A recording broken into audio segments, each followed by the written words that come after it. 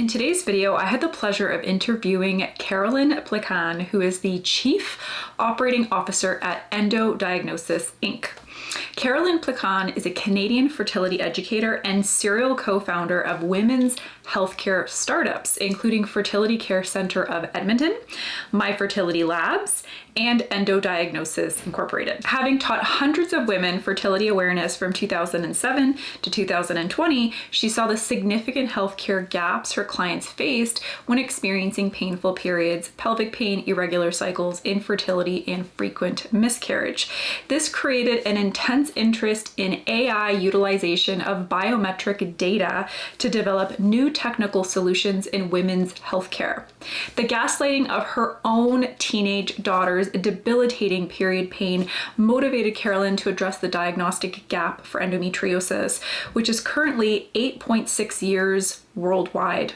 By ensuring EndoSure testing availability throughout North America, her goal is to drop the diagnostic gap for endometriosis to just 30 minutes for all women. And this incredible new diagnostic tool is the theme of today's conversation. Happy watching. Carolyn, lovely to have you here. I'm super excited to talk to you today about this new innovative diagnostic technique. I thought it would be great to just start off the video with an introduction, who you are, what makes you a great person to talk to on this topic. Hi, thank you for having me, Cindy. My name's Carolyn Plican. I'm a fertility educator, actually, of many years, and have an intense interest in women's health. So much so that I went back into data analytics for this area, so I could really understand what was happening in analytics in women's health as we saw all of these apps develop. So I was teaching people at the time that this was being developed. So I became really aware of the environment. And because I work one-on-one with women for so many years, it was about, 15 years, I see their problems one-on-one and what was not being addressed or where I considered there were gaps in healthcare. And that made me really aware as I went into this new area what I should be looking for solutions. And indeed, solutions are coming forward because of artificial intelligence. So that's sort of how I got into this, how it became discoverable to me. And I have quite an interesting backstory that we can get into later as to why this is so meaningful for me. Because, there's always a family link, and it becomes really close to your heart when there's a link to family and disease, and you want to become someone who can bring a solution. And that's actually what I've always been about with women's health, is to bring solutions to women that are actually real.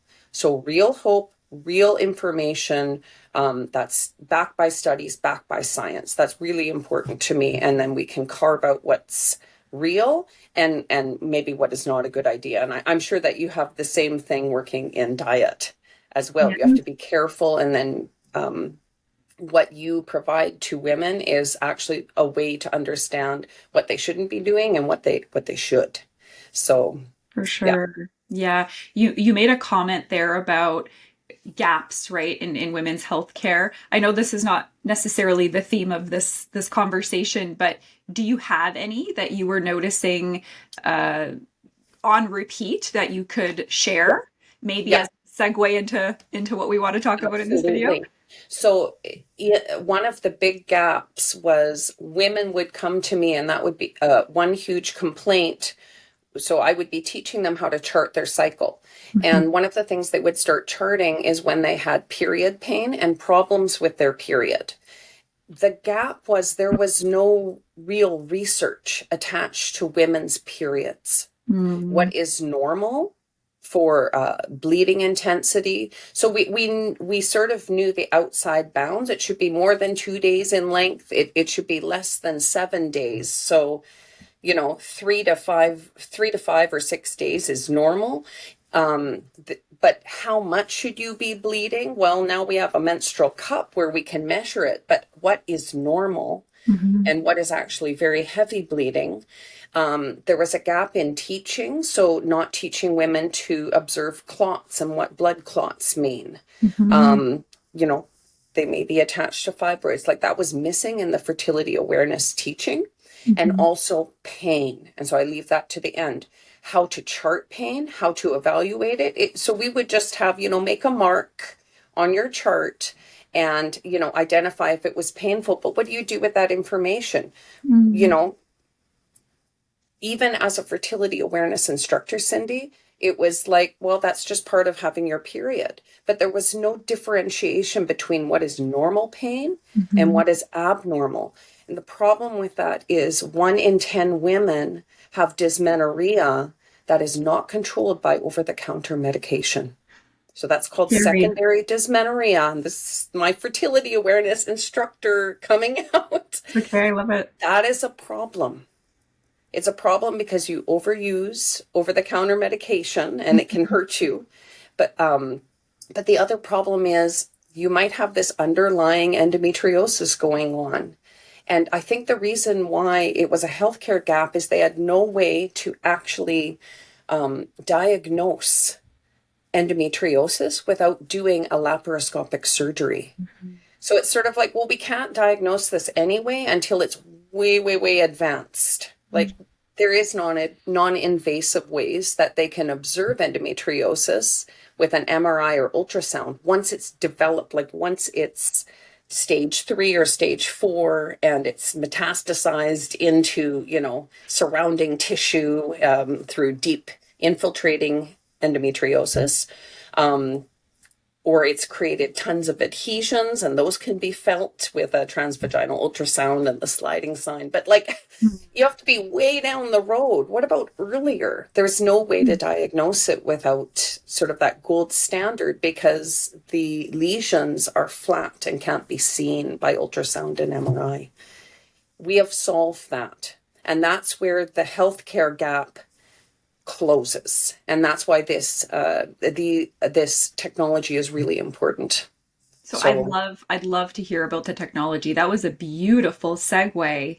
Yeah. Beautiful segue into this conversation.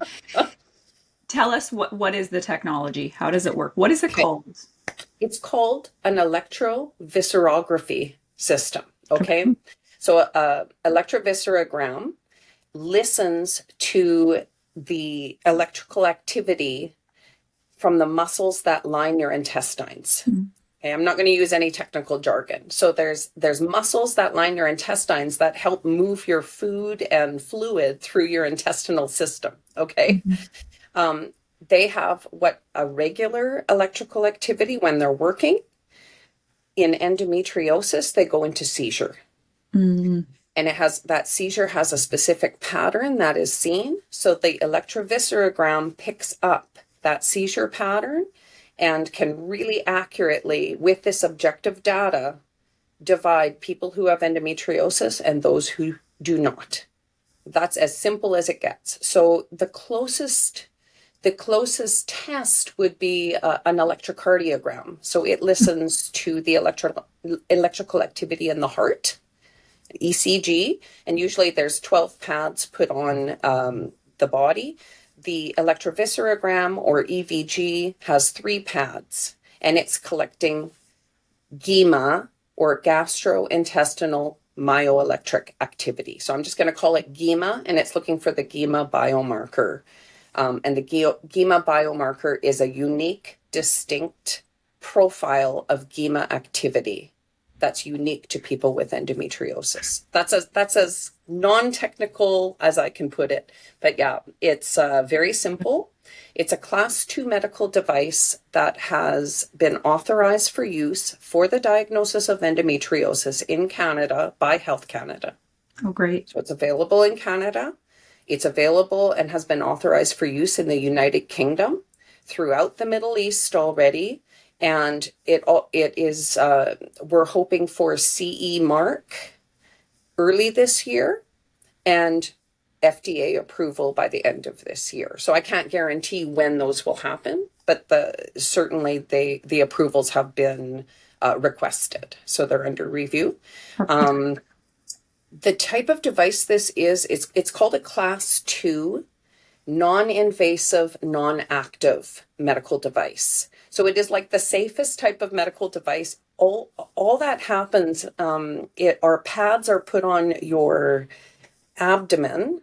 So 3 dry pads, and all it does is collect information. It doesn't put any energy into you, and nothing is painful or invasive at all. So it's a totally non-invasive device. It's been tested on babies. It's been tested on the elderly. So it can be used in all ages.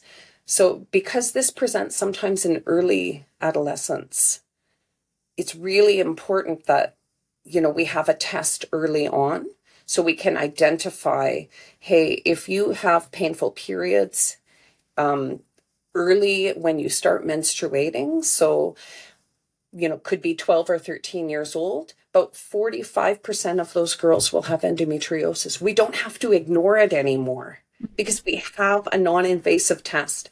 Now, Cindy, I got to tell you something about this test, just for any woman listening. Not only is it non-painful, but the preparation for this is 8 hours fast from food and any water or any liquids. Simple.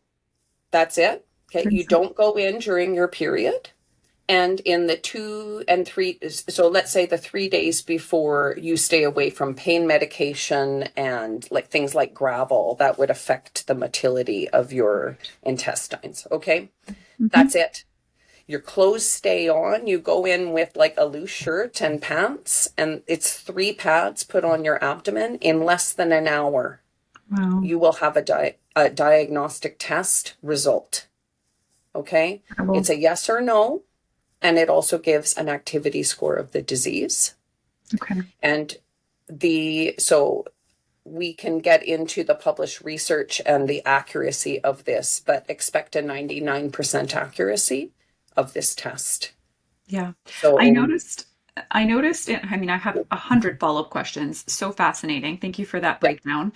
I noticed in some of the literature you sent over that 99% accurate up until about age of 36, and then it drops by 1% after that.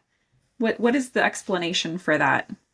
You know what? When I look at the studies, it's interesting. So there's one published study. So this was actually, it's a little bit disappointing how long this took, but in 1998 they knew about this. Oh, wow. Okay.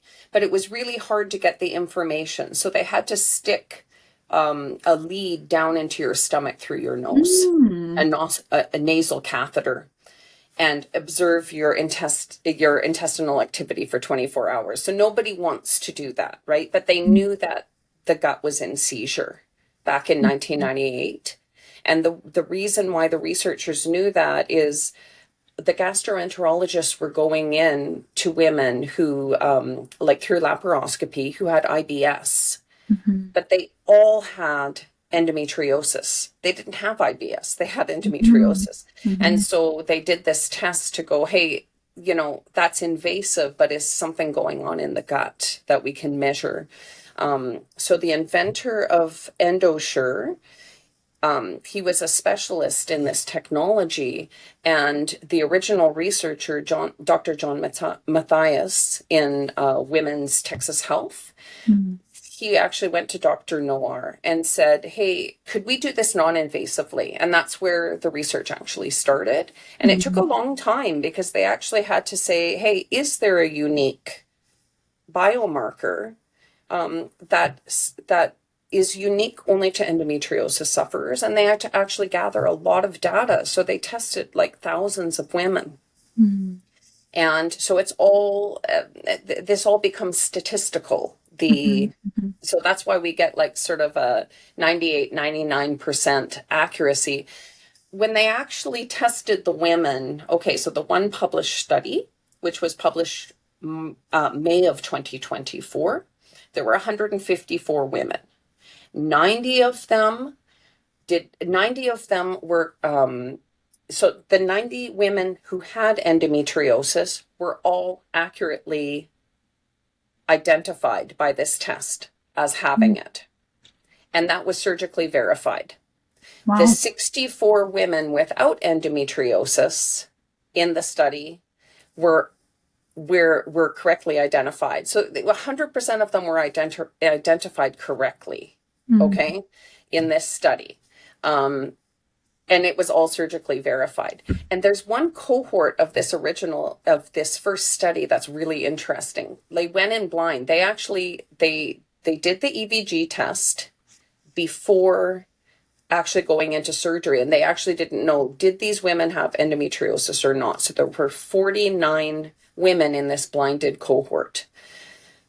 49 women, 47 of them surgically confirmed had endometriosis. The test identified all of them, but the test also identified the 2 out of the 49 that did not have endometriosis. They went in for surgery. They had no endometriosis. It lined up with the test.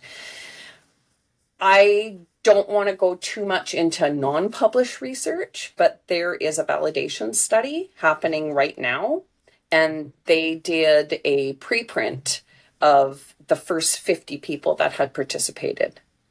It was 100% accuracy, and there was no age divide. It was 95% selective and 96% specific. So it really lines up with, there is a chance when you get into selectivity or positive predictive value. So that means the probability that the test will correctly identify if you have it. So there is room for error. The more women we test this on, the more that'll go down. So instead of hundreds of people, thousands of people in this study, and we will get there. So but because one study supports the other study, we are saying, hey, this is a biomarker indicating endometriosis. It still needs follow-up from your doctor. They have to look at it and go, hey, looking at what you're presenting with and the results of this test, I'm going to diagnose you with endometriosis non-invasively. Now what can we do? And that's where it gets exciting. So I don't know. I feel like I'm talking so much, but where else can I... We want to understand this, right? But like I said, I do have so many follow-up questions. I don't know if this is an easy question to answer, excuse me, but why this, where did this whole concept come from of measuring these, you called them seizures in the gut? Yeah. And this is unique and specific to endometriosis patients. What if you have something like Crohn's, ulcerative colitis?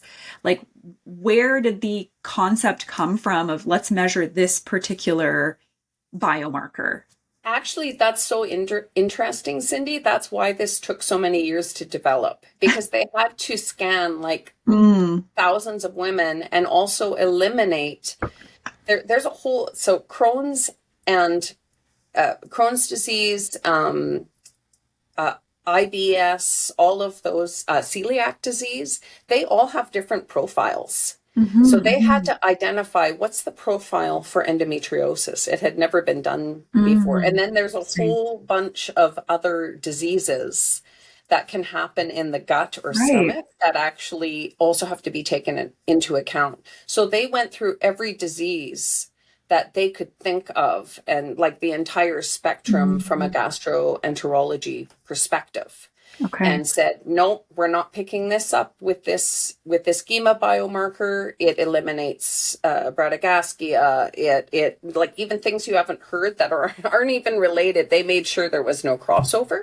So it's a really strong test. So I think what I would recommend for women is read the research, first of all. And I'll send you some links so they can read the original research. And to get your research published, it has to be reviewed. And so you know that there's a number of professionals who've already looked at the hardcore data before that was allowed to be published. And so that gives me some assurance. And that's why I'm like, the backup study is not published yet, but it will be soon. And once it's published, that means that it's been peer reviewed and I can actually take it seriously. Okay. So that's the first thing. And the mechanism of action, I'd actually ask people to go, it takes a while to sort of understand it, but we do have a really good video on our website. in the in how this GEMA biomarker works, or how the EndoSure test works. It's really sort of brings things down from a really hey, this is the concept. Let's actually bring it down a few levels so you can get into the nitty gritty. Basically, the way that this works, I think this might be helpful. Wherever, when you have endometriosis, this test doesn't identify where you have it. So you could actually even have it, it's called adenomyosis.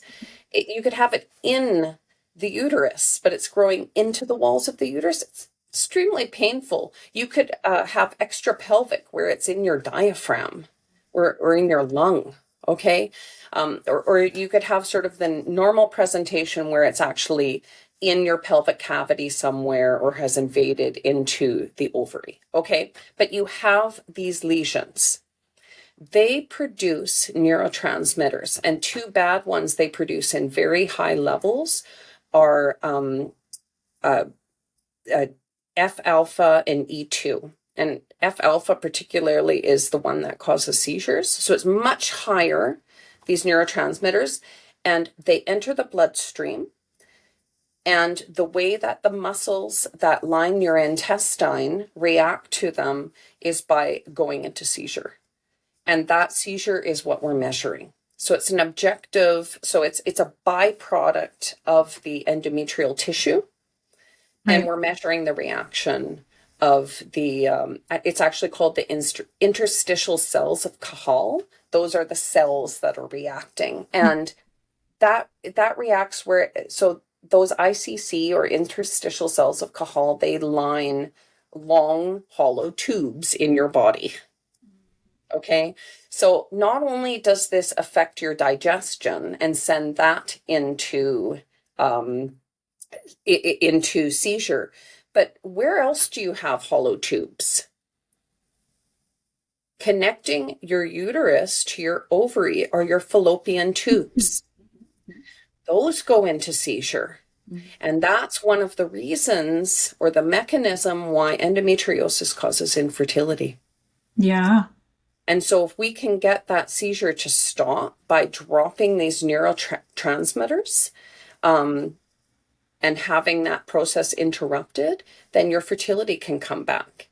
And actually, it's just really interesting knowing that if that's the mechanism of action, that means maybe you have an egg and it's just not able to get down the fallopian tube.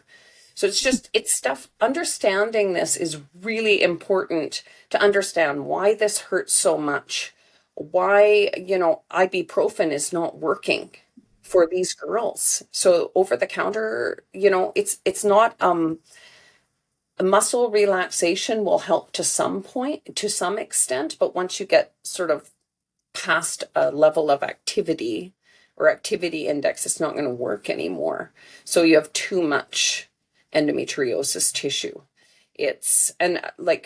I wanted to say, my connection to this is sort of mama bear coming out, because I have a child who has this, and it became totally unacceptable, these healthcare gaps. So I'm sort of finding a solution, and I said, it's here, so why isn't it in use? And that is something we haven't been able to figure out yet, but having a child with this, because they're sick, and I guess anyone listening, I know that you are capable of so much, but you can't, because it holds you back. My daughter has probably lost 50 pounds. I am extremely worried for her. And it's not anorexia, Cindy. She cannot eat. And one of the empowering things is we've been trying to find tools to put into her tool belt to manage this. And it's one of the things that's really driving me forward. It's one of the reasons why I wanted to talk to you today, because, you provide some of those tools for women. This is just another tool for women. And one of the ways this tool can be used is it empowers, even though it's not well known, by doctors yet, not well known yet, but we are trying to change that. We are trying to set up where women can privately get this test done, and then it can stop the gaslighting. So when you have period pain, you can start, so as a fertility awareness instructor, you start charting this. So you know how much you have. When you're in pain, it's actually sometimes hard to remember. It was just overwhelming. But if you can chart that every day, that's the first tool that you can have, and it's free. And then if you go to your doctor, if they say, well, that's just normal, then you can come and privately at least get a test. Now we're fighting to get this publicly covered, and we're starting here in Alberta. If people they want to email me their, if they have a way into their province, into the public healthcare system, I would like to know it, because we're trying to get this publicly covered in Canada. I really believe it should be. But right now, we're trying to at least get it privately available, so women have this tool so they can bring it to their doctor with the information about the test and say, I want a diagnosis for this, so it can start being managed now, not when it gets to stage 3 to 4. And the reason why, Cindy, is that usually is kicked down at least 5 years. Sure. By the time you get a diagnosis. This can be done in under an hour. Right. Yeah. Yeah. So it's a big deal. What kind of feedback, what kind of response are you getting from doctors who have their patients present this information? Are they receptive? Are they, looking at the literature? Long story short, I have a very rare, strange condition.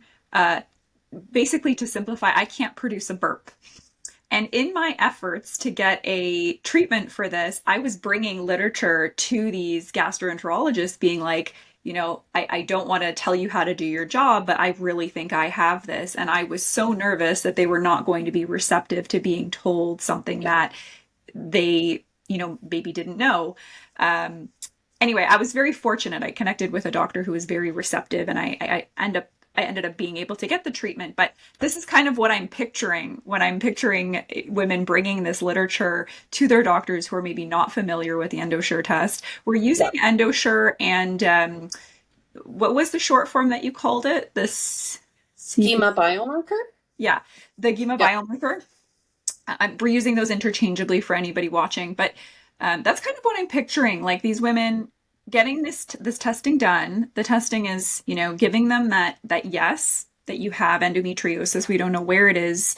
And one question I did have for you was, because you mentioned that we'll also give you a disease activity score. And that is, does that correspond with the severity of the endo, or what exactly is? They think it does. Okay, so let me answer the two questions. Okay, so I can't predict what every doctor is going to do, but I want to make sure that people have the resources to bring to their doctor. Sure. Okay. Secondly, so this is brand new. And what we're trying to do is set up doctors that already know about this technology and are willing to diagnose based on it. Do you have at least entertain it? We're trying to build one. Okay. But we're just right at the beginning. We started this sort of at the end of December where we actually officially so it's only been maybe a month and a half. Okay. And we're not just talking to clinicians, but we're talking to the Alberta government. We've been trying to go in as many angles as we can to get this out as efficiently as possible. Okay. Excellent. So we can't predict how people are going to react. However, there are 3 general reactions to this information because, like I said, it's so accurate. Mm-hmm. This schema biomarker for endometriosis. So the 3 reactions are finally. Mm-hmm. Why did this take so long? Mm-hmm. Okay, that's number 1. Number 2 is finally, I can't believe this. Thank you for the research, and we have good research and we have a good package so a clinician could digest this very quickly. Okay. The third one is, this is too good to be true. I don't believe it. And so we have good research, and we want to meet. So what we're doing for that type of person is, okay, here's our research. All the data has been reviewed. Tell us, like, there's a feedback mechanism. Has there ever been a false negative, a false positive? We want to know. So we're not hiding those things. We just have never gotten one. The manufacturer's never gotten one yet. So we will be watching for those things. We're actually asking if people ever get a false negative or false positive from an EndoSure test, which is this technology, by the way. It's called the EndoSure test. Okay. So if you ever get one, we want to know about it. We tell your clinic, they will report it to the manufacturer. So it's really important that it's of huge concern when there's something new, and we are listening to that. Okay. It's just, we've never had them before.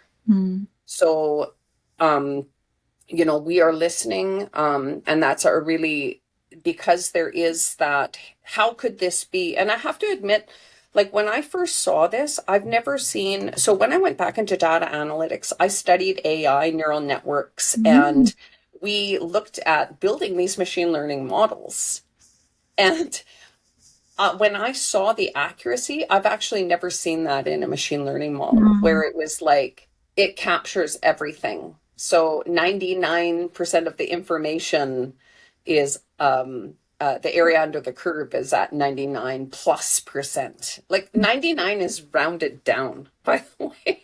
Wow. So it's actually really incredible. And so I understand that concern, but I want to say that we're actually addressing that by making sure, hey, we want information. If you actually go and have a negative, it was a negative prediction. So you go in, you have a laparoscopy for excisement and there's nothing there. We want to know that information. That's super important. Excellent. Right? Right. So it's not a dismissive thing. Women are part of this, and they always have been. The intention, the biggest group that the inventor wanted to help were actually teenagers. And so, like, one of the things that they're doing with this information now, to get to the next part of your question, so how will people react? So I've told you the 3 ways they'll react. The second question is, what about the schema biomarker? Talk a little bit more about it, and the activity index that it gives. So the information isn't published, but there are trials going on right now. So everything that I say is not peer reviewed, but they are looking into, if you have a disease, an activity score of 0.7, and you're put on Diagnostic, which is a progestin, does that activity score drop? Okay. The preliminary findings are they are actually finding the disease is walking back or regressing. And sometimes it's regressing back to where you get a score of no endometriosis. So it goes into remission. Interesting. So it's not published yet. We need more information. Yeah. Okay. So that's how the other way they're using. So that's one specific thing. And actually they're doing that in teenagers in the UK, where they're doing sort of a medical intervention and post-medical intervention EndoSure score to measure the difference from that medical intervention. And it's really exciting because this is where research in endometriosis can move forward in a hopeful way. We've never been able to track that before, and without surgery, which is a big deal. So if you can measure that with less than an hour test and it doesn't hurt, and it's fantastic. So the other research there's 6 research trials being done with EndoSure across the world. And 2 or 3 of them are sort of comparing it to the Enzian scores. Okay. So they're doing an EVG test, so the EndoSure test, and then they're following up with an Enzian evaluation and going, how does this disease activity score measure up? So then I think when we have that data, we'll be able to actually come back and say, hey, does this correlate or does it not? We believe it does, but we can't say definitively. Answer your question? Did you answer my question? Yeah, Yes. excellent. Yeah. I mean, logically, I think if it's measuring something that's being made by endometriosis lesions, it just logically makes sense to me that it would correspond with disease severity, right? If you have more, then maybe a higher disease activity would correspond to more endo, for example, or I don't know. I mean, I guess we'll see TBD, right? Because it's all in the Yes. works at the moment. Yeah. What's published is the yes. What's published is the yes or no. So we know it's 99% accurate, 95% specific, 96% 95% selective, 96% specific. Yeah. For yes, no. Do you detect endometriosis or not? Yeah. Okay, so that's the one we have published literature on, the activity score, not yet. Yeah. Okay. I don't know if this is a question that you can answer or would even want to answer, but we have some other, and you've kind of alluded to a few ways to answer this question already, but how does this particular diagnostic tool vary from, let's say, something like advanced ultrasound or an MRI? I mean, obviously, with the things like cost, accessibility considerations, with like transvaginal ultrasound, I would imagine that some women might find that uncomfortable, right? If you're having pelvic pain or if you have, vaginismus or some kind of pelvic floor dysfunction. So those obvious differentiators aside, I don't know if there's anything else you can comment on how it might be a little bit different. Yeah. So first of all, some of them are not appropriate for, say, a teenager, especially a young teenager. Okay, like a transvaginal ultrasound. The other thing is the amount of training and the cost of the equipment is extremely high. Whereas I'm a certified trainer for EndoSure, and it's very easy for me to actually train and certify someone. It's a really simple, very, very simple test that gives objective information on these neurotransmitters and the objective effect they have. Right. And so that's a big difference. So cost and time of training. Also, I think we should be able to make this available fairly quickly, because actually what's required is very low. Like, it's easy to prepare for it, and it's easy to have sort of the facility. Like, all you need is, a room in a clinic that's quiet with a either a chair that sits back, so a reclining chair, or a bed that props up. So an examination table and water, because that's all you do. It's a water load test where you drink water after fasting. Wow. It's so incredibly simple. So that would be, cost is low, training is fast, the actual test is simple, and it's appropriate for all ages. And lastly, we're not trying to visualize. That's the big difference. So ultrasound is trying to visualize, okay, the disease so it can see it, okay? MRI is trying to visualize the disease so it can see it. Laparoscopy is visualizing with close contact so it can see it. But these are flat lesions quite often, especially when you're at stage 1 or stage 2. They're really hard to detect. So apart from that, they've tried some other things, like there's a blood test that they've tried. It's just not accurate. I think the only thing is that's not seeing is sometimes they'll be able to feel adhesions with like a sliding sign on transvaginal ultrasound.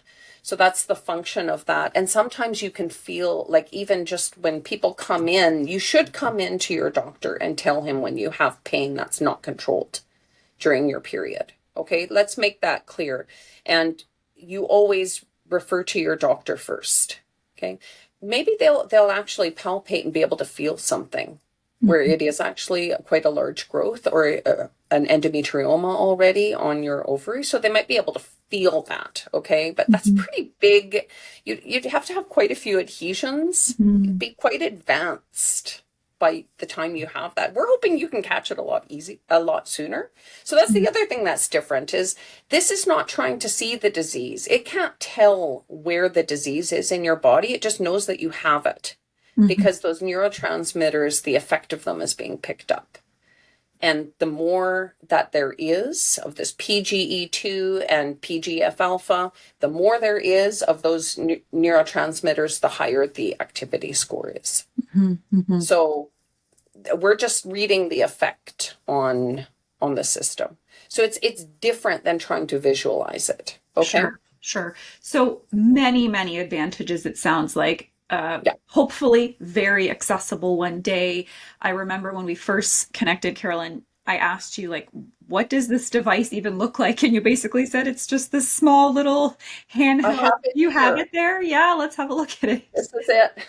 Yeah, very small. And then that just connects to the pads that then are placed on the abdomen. Yeah. So there's my cell phone. It's really small. It hooks to a computer. Okay.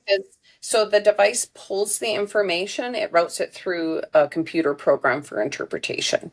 Okay. And I can't show you everything, but basically it reads a whole bunch of frequencies of electrical activity from the abdomen, and it yanks that information and runs it through an algorithm and can identify if it detects or not. And then let me just grab a set of pads out. So it just looks like this. I'm just going to open this up for you. And it's literally these 3 pads. So your abdomen is cleaned with an alcohol, so it adheres really well. Right. I peel these off, and you might actually be able to see where I place them on the abdomen. Oh, because there's like a little there. Yeah. Okay. That's it. So 3 pads, they hook to the machine, and you wear a respiratory strap. Okay. Okay, so we want the respiratory and activity of the diaphragm taken out, and that's it. 30 minutes of active time monitoring. And that's why they're saying it's a 30-minute test. The whole thing tip to tail takes less than an hour, and you'll get your results at the end. Wow. And it's literally a PDF print off, yes or no. And then what's your activity score? And it will give you actually a readout of what your GEMA pattern is. Oh, interesting. Yeah, it's really cool. Cindy, I think this is like, that's a brainiac point of view, but the difference to women and why we need this accessible is, like, I know girls who have, had infertility for 6-7 years. They've come in for a less than 1 hour test and found out they had endometriosis. If they had known that 6 years ago, it would have made a world of difference. Yeah. Or 10, 15 years prior, and they could have planned for, fertility preservation or been a little bit more proactive about supporting a future fertility. So many advantages. It seems so accessible, low cost, can give you that diagnosis, yes or no. So I really do hope that we're able to bring more providers, healthcare providers, to get to know the EndoSure test and offer this so more and more women can get that diagnosis. Well, we are real people here trying to put this into play for women who often can't do it themselves. And we're trying to make sure. So if you have any links to, like, every woman has a link to her physician. She can bring this information to her physician, even if the test is not available for her yet. Okay, it's not in her area. You can go to EndoDiagnosis.com and join our wait list. And the more people we have on that wait list, we don't give that out to clinicians, but we when we approach clinicians, we go, there's 500 people on our wait list for this right now. Right. Okay. There's, several hundred in this province, and nobody will carry this test. Mm-hmm. Are you willing to be a clinic who carries it? We can bring that to government and say, there's this many people in your province who want this test right now and don't have access. Mm-hmm. Why can't we get access? Why can't we tell clinicians on a grand scale about this? So these are some of the things. We have power to do it. Mm-hmm. We have to work together to do it. Like, it's really hard as one person to do this alone. Sure. But I believe if women want to see this move forward, it will. Yeah, I agree. So for sake of time, I guess, Carolyn, my last, not so much question, but yes, question.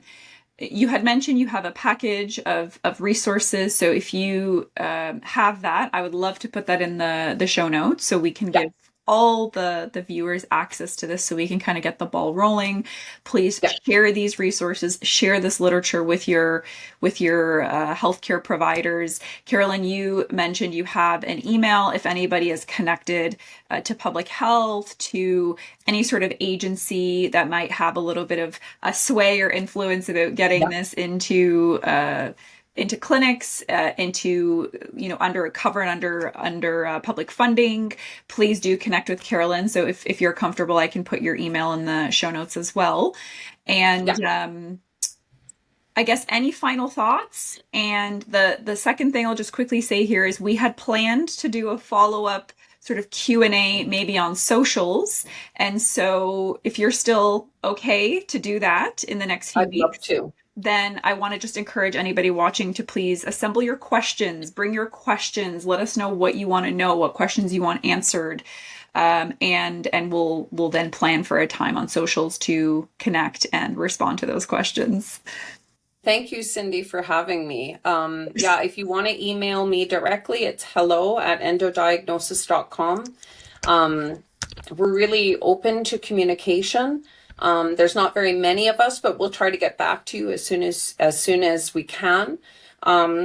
If you have ideas of where we can bring this test in your province to present, if you need materials to bring to your doctor, certainly we have those available, and we want to talk to clinicians about this, because it's really important that we move. I think I just want to end with this, actually, Cindy. So worldwide, the diagnostic gap, or the length of time it takes to diagnose endometriosis right now, is popularly said 8.6 years. Mm-hmm. Okay. And in Canada, the newest research we've been able to find from 2020, it put it at 5.3 years. And it would take 10 to 15 doctors jumping through hoops to finally get that diagnosis. Okay. That diagnostic gap has actually dropped to 30 minutes. That is how long the active scanning takes with that device. And then you get your diagnostic results. That is given to your doctor, and it's objective data. So whenever you're reading, there's a huge gap of 8.6 years. So either they don't know about this new biomarker, or they're not being honest about that. Mm-hmm. And I want to interrupt with a much more hopeful and much more factual piece of information for people. Is you do not have to despair. We can nip this in the butt much, much quicker. Mm-hmm. So it does not have to slowly drain away your life. Get it diagnosed. There are medical interventions that can happen that they already have in place. We don't even have to change standard of care. But if you can interrupt it much earlier, there's a chance that we can at least walk the disease back, if not put it into remission. So I'm really excited about the new research that's happening on teenagers. Mm-hmm. We can change this story. Okay. But the first step is getting a diagnosis. That is literally 30 minutes of active scan with EndoSure. Yeah. So get the EndoSure test. It is not 8.6 years. This is not something that we're putting the control back into women's hands. So not only are they not gaslit by their doctor because they know their diagnosis, but you are not gaslit by yourself. Yeah. Where you are told continually there's not a problem when there actually is. And now we can find that. The problem was in your gut. It was always in your gut. It's in seizure. We can identify that and give a definitive. It's probably the best hour you could spend on your health. So I want to leave with that. It is super hopeful. That is why I am so passionate about bringing this forward to Canadian women. Yeah. And are we, I know you mentioned in the beginning, we've got some approvals in Canada specifically, but are we limited to just Canada? What if it's a USA based audience? It's coming, or? USA, the FDA is looking at this right now. Okay. And so we are thinking by the end of this year, Right. Q4 2025, it will be Okay. authorized. So Yeah. any American women watching also start sharing those resources, bring the literature to Absolutely. doctors, get the ball rolling, because we Yeah. want to get this device accessible And- worldwide. Yeah. And come to endodiagnosis.com, Get put on your the name list. on the wait list. We will let you know the first place in Canada that this is available at. And I know about digital marketing, but we are not selling your data. We will just directly email you this place, it's available. And anyone can come and get testing if it's a private test. All right. So that's where I think it's going to come in first, and then we're going to push for public funding. Correct. So, this is our approach. But you'll know as soon as you can get this, so you can close that diagnostic gap Excellent. ASAP for yourself and sort of get back into control of your own health. Love it. Thank you so much for your expertise and your time. Super helpful information. I'm hopeful that many watching will be excited to hear that there is this new diagnostic tool. So thank you. Thanks for your time. Thanks, Cindy. Thanks so much for tuning into today's video. You are a part of this movement to make endodiagnosis more accessible worldwide. So if you want to help Carolyn and her team close the diagnostic gap for endometriosis, here are a few things you can do. The first is to join the waitlist to access the EndoSure testing when it becomes available near you. Go to endodiagnosis.com and complete the form to get on that waitlist. The second thing is to tell your doctor about EndoSure. I have included links to research and resources you can share below to make this process easy for you and your healthcare providers. And the third thing you can do is spread this message of hope through your favorite social media platforms. As we mentioned in our video today, Carolyn and I will be going live on Instagram on Wednesday, March 19th for a follow-up Q&A. Bring any unanswered questions to our live chat so you can feel informed about this awesome tool and feel confident sharing it with your healthcare team. If you enjoyed this video, please give it a like and hit that subscribe button for the best endo and fertility content here on YouTube, and I'll see you in the next video.